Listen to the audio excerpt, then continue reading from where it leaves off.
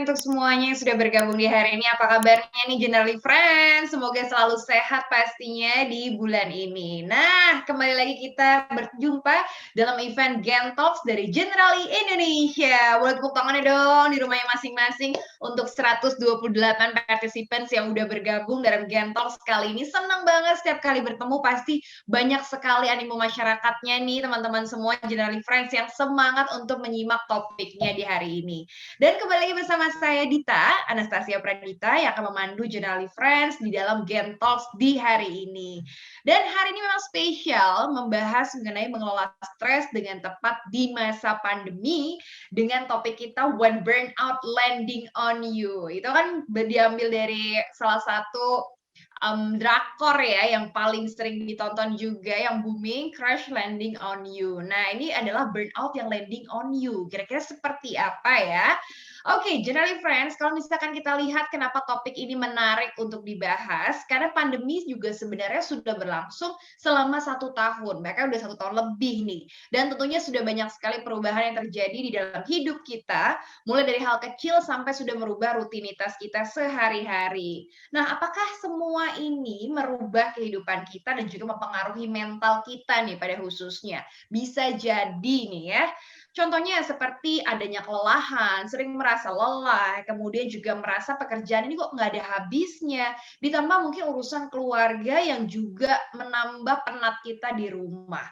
Dan bisa jadi ini kita merasa tertekan secara tidak langsung dan istilahnya ini adalah burnout. Nah, itu dia. Jadi kita harus hati-hati dengan kondisi mental kita. Jangan-jangan sebenarnya mental kita ini sedang sakit. Akibatnya banyak loh. Bisa jadi kita kerja jadi nggak maksimal, aktivitas juga terganggu, kemudian hubungan kita dengan orang-orang terdekat yang ada di rumah atau mungkin lingkungan sosial kita juga terganggu dan tidak harmonis. Dan untuk itu di sesi kali ini kita akan membahas nih bagaimana cara mengalahkan burnout di masa pandemi dengan mengelola stres dan membangun ketahanan diri yang tepat.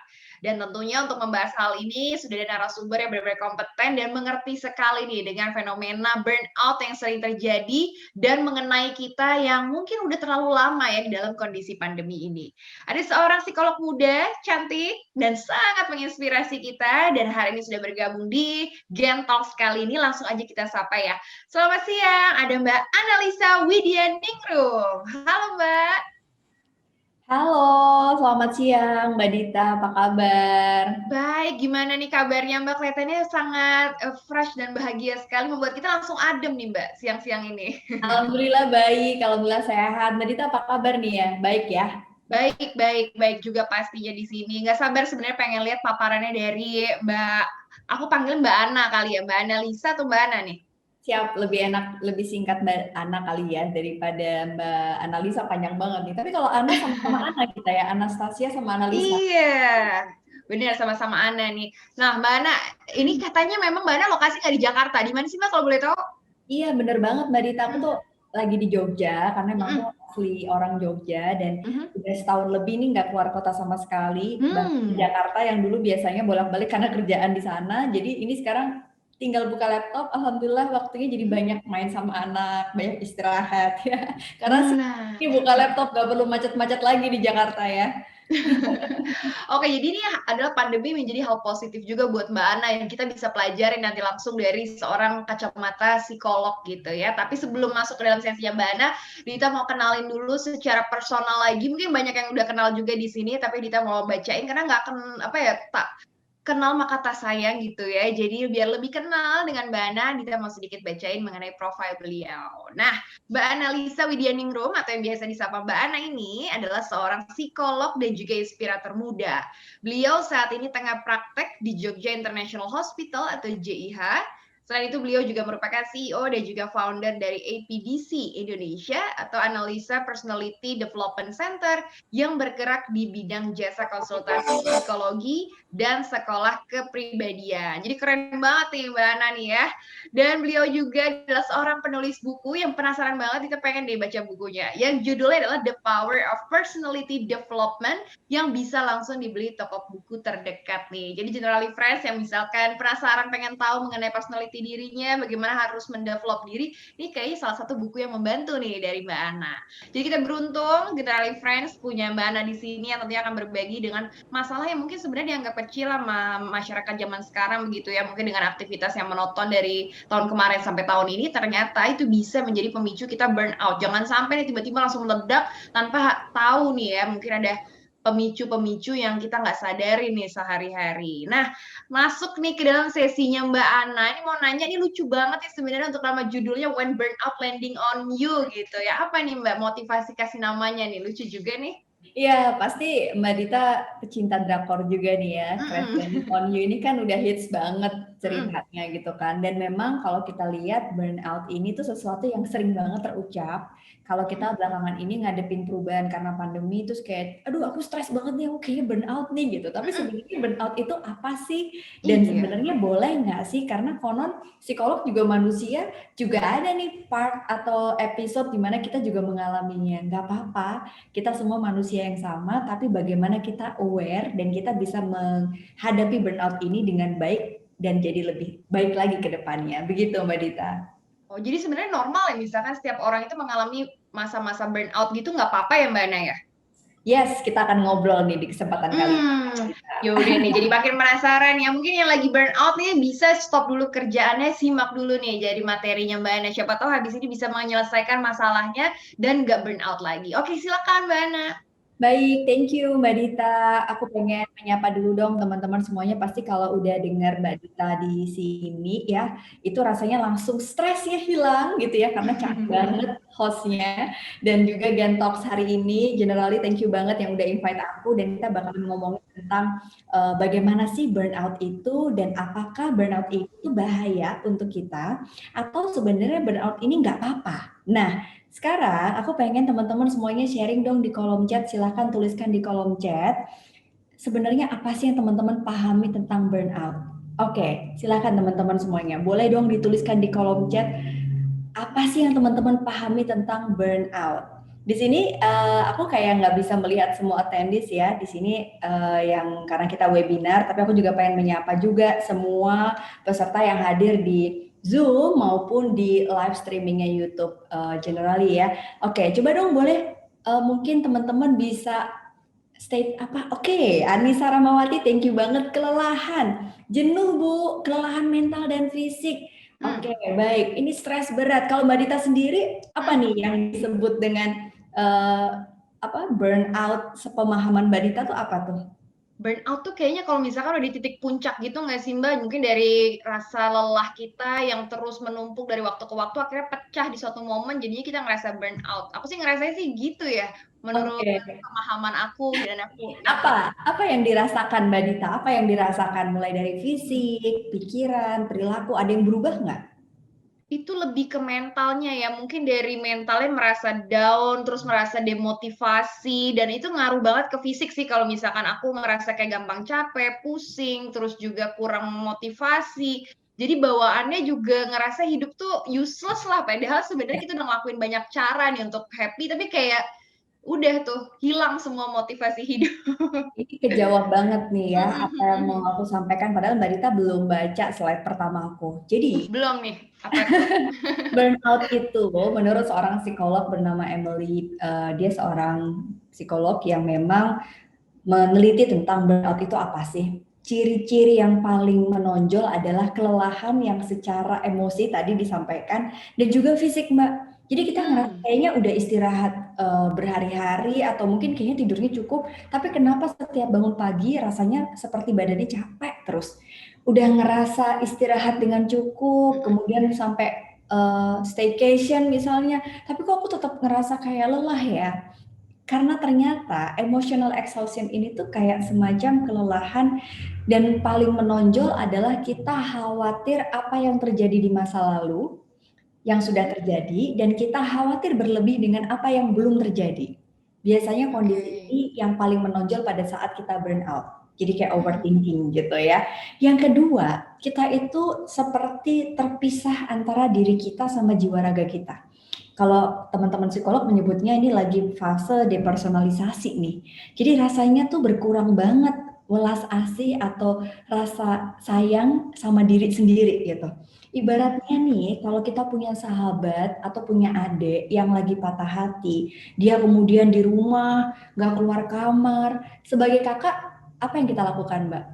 Kita akan ngomong, sabar ya, Ngobrol, oke, sabar ya, terus diajak ngobrol. Tapi ketika dia sampai 5 tahun nggak nyelesain kuliah, di kamar, nggak ngapa-ngapain, sebagai kakak, apa yang akan kita lakukan, Mbak Dita? Cuma sekedar, oke aku berempati, nggak apa-apa deh kamu di kamar 5 tahun loh, apa yang akan kita lakukan?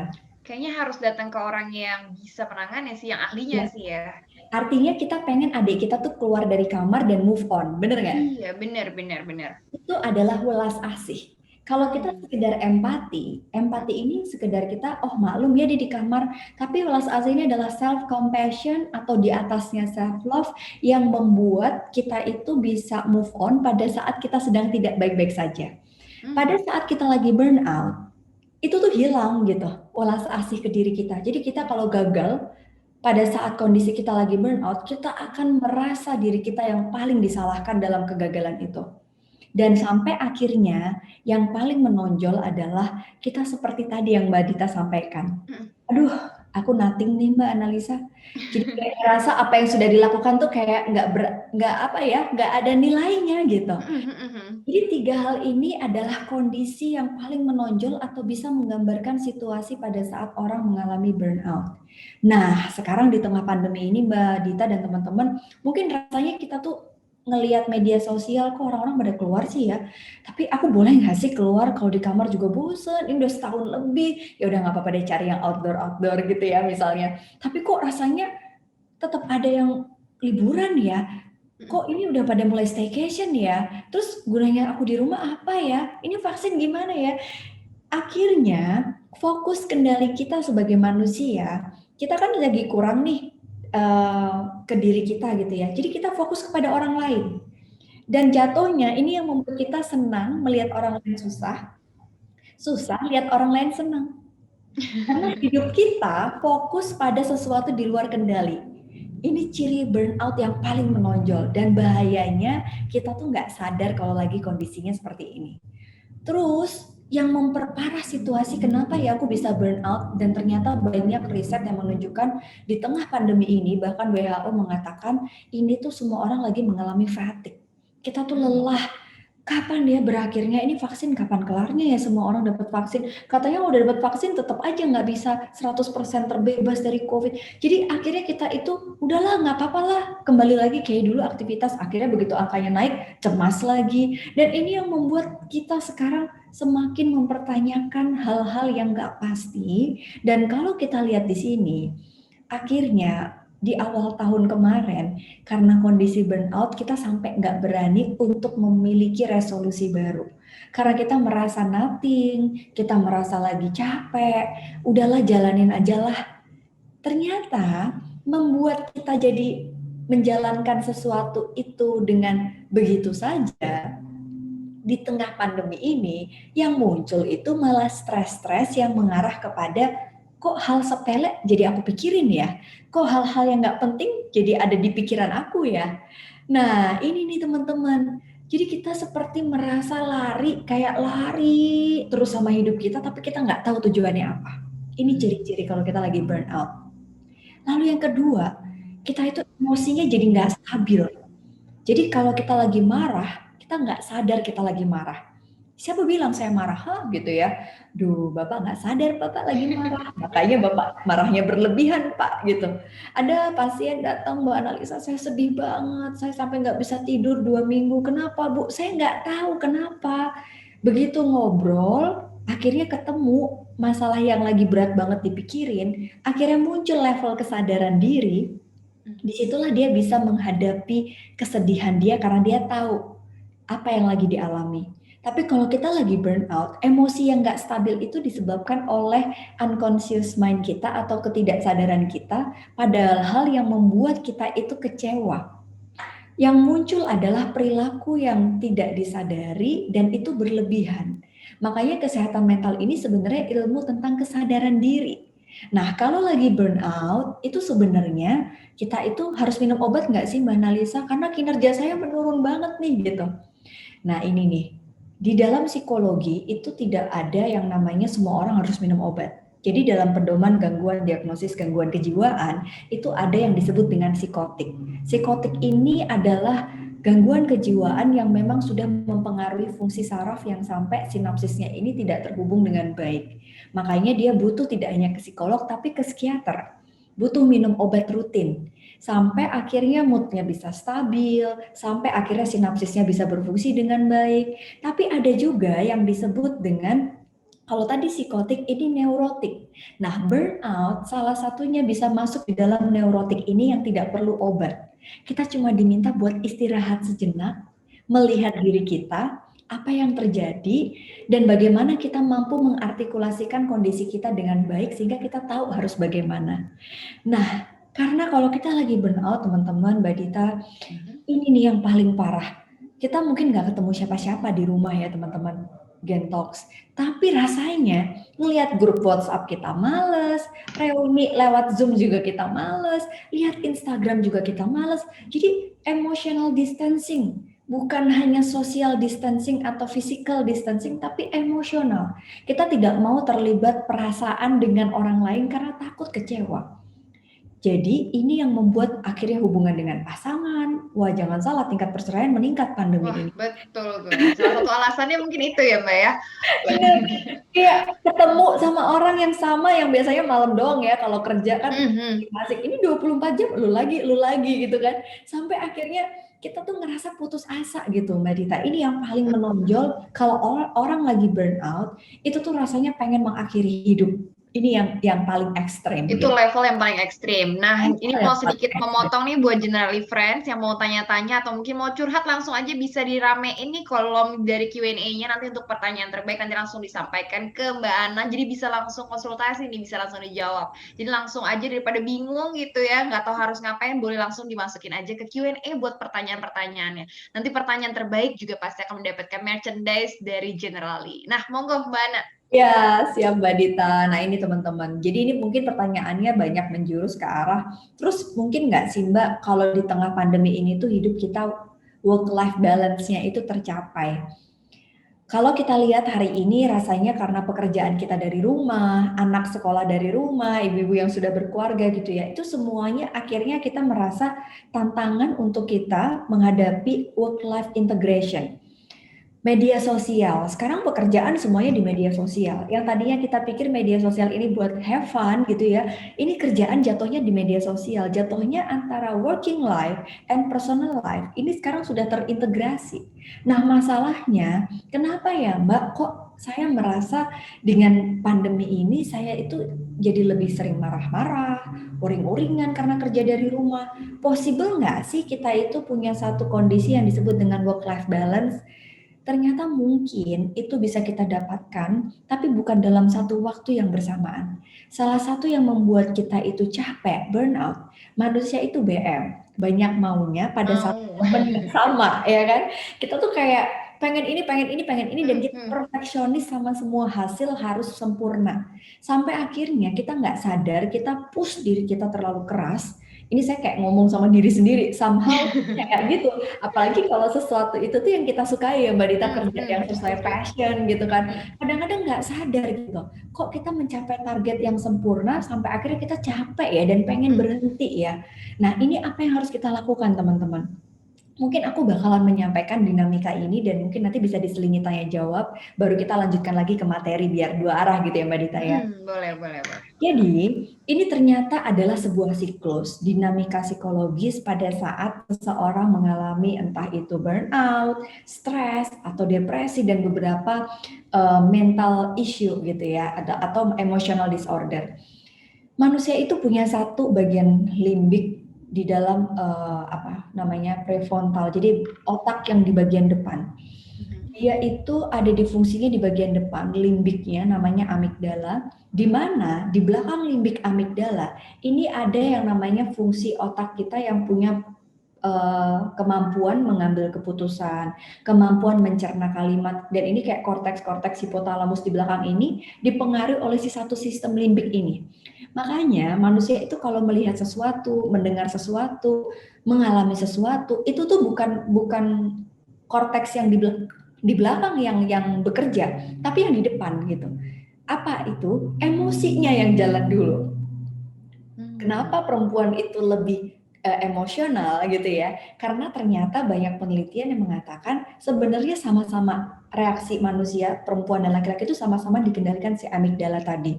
Tapi laki-laki ini punya kemampuan untuk bisa ada satu fungsi hormon yang dia itu bisa membuat ketika amigdalanya ini merespon emosi, korteks di kepalanya yang di bagian belakang dalam pengambilan keputusan ini tuh bisa melindungi si amigdala ini. Ya karena pengaruh lingkungan, pola asuh dan lain sebagainya. Nah, perempuan ini bukan bermaksud gender ya, karena juga ini semua manusia pada umumnya. Ini tuh ada di bagian depan di mana ini tuh punya satu amigdala ini punya fungsi untuk menangkap reaksi emosi pada saat panca indera merasakan sesuatu. Jadi kalau belakangan ini kita menghadapi suara aku nggak feedback ya? Kalau di Dita sih lancar sih. Lancar ya? Mbaknya. Oke. Lancar, Baik. aman di sini. Oke, lanjutin. Sekarang koneksi menentukan prestasi nih. Jadi harus cek dulu. Jadi Aman nih, lagi fokus tentang amigdala nih, Mbak. Oke. Nah, ini misalnya nih, tadi aku kayak sempat agak delay gitu, mungkin sinyal aku.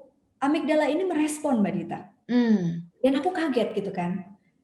Sesuatu yang kaget ini ternyata muncul secara otomatis. Kayak kita misalnya lagi patah hati deh. Atau kita lagi gagal promosi naik jabatan. Wah, udah kerja mati-matian, ternyata kita gagal. Pada saat kita gagal, amigdala ini merespon dengan sama. Kita shock, kaget gitu kan. Nah, ternyata itu ada di dalam level gelombang otak yang disebut dengan otak unconscious tadi, tidak sadar. Kita berusaha menyelamatkan, ini fungsinya kita belajar psikologi adalah ternyata ada satu perilaku manusia di mana ini bagian dari ya tadi manusiawi, mekanisme ego. Kita itu kalau lagi kaget, lagi sedih, lagi kecewa, naluri manusia itu adalah menyelamatkan dirinya untuk tidak kecewa. Setuju. Cara menyelamatkannya, kita tuh denial. Yang membedakan manusia satu dengan yang lain adalah caranya, lamanya, dan apakah berhenti di sini. Karena gini nih, kalau kita lagi dapat promosi, tiba-tiba kita gagal, padahal udah kerja mati-matian. Kalau kita lagi kaget dan kita dalam kondisi yang menyalahkan, ini pasti gara-gara bos aku nggak suka deh sama aku. Ini pasti gara-gara temen aku menjilat atasanku deh. Kita berusaha mencari kesalahan orang lain. Benar. Ini terjadi otomatis gitu. Atau lagi patah hati, ini pasti pacar aku diguna-guna deh. Gitu. Berusaha cari pembenaran. Alasannya gitu ya kali ya Mbak ya. Dan itu nggak sadar Mbak Dita. Dan menyalahkan orang lain gitu, menyalahkan keadaan ya cenderungnya ya. Betul, bayangkan pada saat burnout, kembali ke burnout ini mungkin kita lagi di sini, lagi kaget, lagi kecewa, lagi capek. Jadi kalau kita lagi burnout, kita akan berlama-lama di denial ini. Kalau kita lagi baik-baik saja, kita itu diminta untuk menyadari bahwa kita sedang tidak baik-baik saja. Jadi, kalau teman-teman ke psikolog, itu nggak langsung dapat obat. Teman-teman tuh akan diajak ngobrol, diberikan pertanyaan-pertanyaan, sampai teman-teman itu menyadari apa yang teman-teman rasakan, apa yang teman-teman pikirkan, dan apa yang terjadi pada saat itu dengan sadar. Jadi kesadaran dirinya itu kayak, oh ternyata aku tuh kecewa banget gara-gara gagal promosi jabatan. Aduh aku payah banget nih, aku merasa kecewa. Nah kalau lagi burnout, pada saat kita berusaha menyadari, ini ujung-ujungnya balik lagi ke denial. Kita capek, marah sama orang. Iya. Nah, jadi prosesnya mundur ya Mbak ya? Mundur gitu. Nah kenapa teman-teman harus menyadari, kenapa teman-teman butuh sadar kalau lagi burnout? Break sejenak, karena pada saat itu kita diminta untuk menerima. Nah pada saat menerima ini tuh ibaratnya ikhlas itu kan tidak semudah yang diucapkan gitu ya Mbak Dita. Jadi pada saat kita bilang, aduh ya udahlah aku ikhlas aja lah, emang temen aku yang naik jabatan, atau aku ikhlas aja lah dia nikah duluan misalnya gitu ya. Kita tuh ngomong gitu tuh nggak terus serta-merta kita bisa baik-baik saja gitu. Dalam prosesnya kita menerima itu kondisi emosinya sedang tidak baik-baik saja. Tapi kalau kita lagi waras, welas asih kita lagi baik, compassion kita lagi tinggi gitu ya. Artinya kita dengan kondisi tidak burnout, kita akan berusaha untuk melakukan sesuatu pada saat hati kita sedang tidak baik-baik saja. Jadi kayak drakor berikutnya nih, it's okay that you are not okay. It's Oke. okay to be not okay ya. But you have to do something okay. Ibaratnya kalau kita lihat punya adik yang lagi patah hati, kita pengen dia keluar walaupun dia masih sedih, itu kita bisa loh menyelamatkan dia karena kita sayang. Artinya kita harus melakukan itu kepada diri kita juga. Apa yang membuat kita saat sedang berusaha menerima sesuatu kenyataan yang tidak baik, let's move kepada sesuatu yang mungkin pandemi ini awalnya bingung, ada yang kehilangan pacar, kehilangan kerjaan, kehilangan kebiasaan, nggak bisa traveling, tapi ternyata kita beradaptasi setahun lebih ini sampai kita akhirnya mengambil keputusan, wah ternyata aku bisa loh nge-MC lewat virtual, ternyata saya bisa loh kuliah online, ternyata saya bisa loh bekerja dari rumah, dan atau mungkin tadi pada saat promosi jabatan gagal, ya udahlah gimana lagi, tapi saya walaupun rasanya pengen resign, tapi saya inget cicilan, jadi suka nggak suka, saya ketemu bos saya tetap harus senyum, saya tetap harus masuk kantor, dan saya belajar how to work in the new situation, ketemu sama temen yang naik jabatan ini tuh gimana tetap positif, gimana apa yang saya harus perbaiki dari kinerja saya, sampai akhirnya kita terintegrasi dengan kegagalan yang kita alami. Dan kondisi inilah yang disebut teman-teman berhasil melalui kondisi burnout dengan baik. So, when burnout landing on you, ini bukan berarti teman-teman kemudian atas nama cinta pada diri sendiri, ya udahlah saya nerima, udah nge-freeze. Bukan itu. Ya udahlah, saya mau resign, saya mau flight mode, saya mau kabur dari situasi ini. Pernah nggak punya masalah sama orang, udah pindah menghindari orang ini, ketemu dengan masalah yang sama dengan orang yang berbeda. Artinya kita tuh diminta gitu ya, Mbak ya? Iya, karena kita diminta berdamai sama masalahnya itu gitu Mbak Dita. Jadi mungkin ini sebelum kita diskusi, aku pengen teman-teman coba kita lihat sekarang itu posisi teman-teman di mana sih? Apakah masih dalam kondisi denial, atau berusaha untuk menyadari kalau lagi frustasi, atau berusaha menerima tapi belum mampu untuk melakukan sesuatu yang positif, atau sudah melakukan eksperimen tapi belum mengambil keputusan harus gimana? Karena masih beradaptasi dengan hal-hal baru atas kekecewaan kita di masa lalu. Atau mungkin sudah berdamai, sudah terintegrasi. Nah, inilah manusia terintegrasi adalah manusia dewasa yang mampu menghadapi situasi itu. Jadi burnout itu nggak apa-apa. It's okay that you are not okay. Yang penting artikulasikan dengan baik apa yang kamu rasakan, kamu pikirkan sehingga kamu tahu apa yang kamu lakukan. You have to do something okay. Itu dulu mungkin bridging awalnya Mbak Dita, nanti kita akan lanjutin lagi di diskusi. Terima kasih. Oke, menarik ya. Tadi sebenarnya bahasannya kalau misalkan melihat ada fasenya gitu kan. Jadi kita nggak kaget sebenarnya ketika kita sedih itu bagaimana reaksi kita ternyata yang utama ya. Dan ternyata kalau dalam kondisi normal mungkin shock, denial, kemudian kita aware dan bisa acceptance. Tapi kalau lagi burnout, jangan-jangan kita stucknya di denial terus gitu ya. Atau mungkin bisa melompat ke decision kali Mbak ya. Mungkin decision yang salah bisa jadi ya. Karena semua harus ada prosesnya, tapi karena kita ngerasa burnout, kayak udahlah pengen cepet aja, akhirnya malah justru bikin decision yang salah. Mungkin gitu kali ya Mbak ya? Yes, bener banget. Ini udah banyak banget yang nanya, ada yang respon, ada yang banget. Nih sampai 25 pertanyaan dan participants-nya naik terus. Ini kayaknya ada beberapa yang burn out di sini ya. Aku coba ngerangkum nih ada beberapa pertanyaan tadi selama sesi. Nah, ini adalah pertanyaan kebanyakan dari ibu-ibu. Pasti ibu-ibu merasa burn out karena profesi selain menjadi wanita karir, pasti di rumah menjadi ibu rumah tangga. Dan sekarang dua profesi menjadi satu. Nah, ini pertanyaan dari Retno Ningsih. Ini WFH menuntut kita untuk bisa multitasking, itu baik pekerjaan kantor maupun rumah. Bagaimana nih sebaiknya mengatur emosi kita ketika melakukan multitasking antara pekerjaan dan juga rumah? Mungkin itu ya kebanyakan ibu-ibu merasakan hal yang sama nih selama setahun terakhir. Benar-benar. Boleh dikumpulkan 3 pertanyaan Mbak Dita biar saya jawab biar sekaligus ya. Betul-betul. Ini kurang lebih sama sih. Ini adalah dari Laras Sakti. Jadi gimana ya Mbak caranya untuk bisa bersikap agar mendapatkan balancing dan juga peace of mind, menjaga kewarasan kita dengan kesibukan dalam mengurus anak, rumah tangga, dan juga bisnis secara bersamaan. In case suami nggak bisa pulang setiap hari, seperti merasa ketidakhadiran suami ini justru memperparah keadaan dan tercetuslah burnout atau stres. Tapi aku rasa kayak kebahagiaan itu sebenarnya bukan tanggung jawab orang lain ya nggak sih Mbak, tapi tanggung jawab diri kita sendiri gitu. Yes, benar Tapi benar. gitu pertanyaan dari Lara Sakti. Oke, nah ini tadi juga sebenarnya pertanyaan sempat disinggung juga di awal, apakah burnout juga bisa berdampak pada sakit fisik? Ini pertanyaan dari Hartawati. Mungkin 3 itu dulu ya Mbak ya. Kurang Oke. lebih mirip lah Mirip ya, pertanyaannya. benar-benar. Kalau gitu aku pengen menjawab dengan ini pas banget sama slide yang sudah aku siapkan nih Mbak Dita dan teman-teman Gentalks. Beberapa kondisi yang membuat kita stres, lelah, dan tadi ya sampai ke arah burnout tadi itu karena kita itu pada kondisi antara apa yang kita inginkan ya, antara apa yang kita inginkan dengan apa yang terjadi pada diri kita itu terlalu jauh gapnya. Jadi ini sebuah konsep yang saya temukan dari seorang psikolog aliran humanis ya.